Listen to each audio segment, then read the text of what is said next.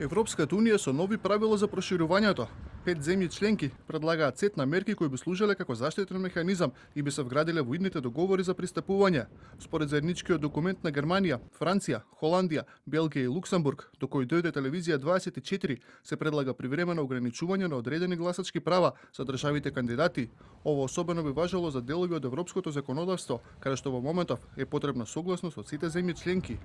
ЕУ треба да спроведе темелна дискусија за можноста за привремени преодни ограничувања на правото на глас на новите земји членки, особено во областите од правото на ЕУ, каде што е потребна едногласност. Например, во одредени аспекти на проширувањето, заедничката надворешна и безбедносна политика и повеќегодишната финансиска рамка, при што треба соодветно да се земат предвид правните и политичките чувствителности. Истовремено, се предлага и нов механизам за следење на состојбите, како и заштитна клаузула, која би му овозможила на Брисел да преземе мерки доколку нова земја членка покажа сериозно назадување.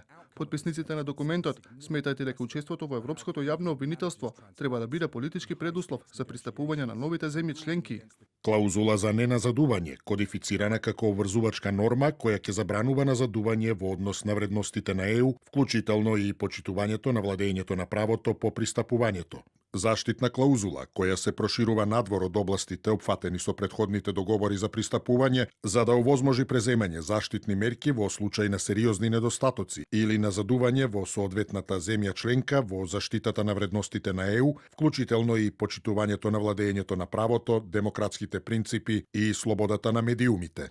Најновиот документ доаѓа само неколку дена по германско-францускиот предлог за постепен прием на државите од Западен Балкан во Европската унија.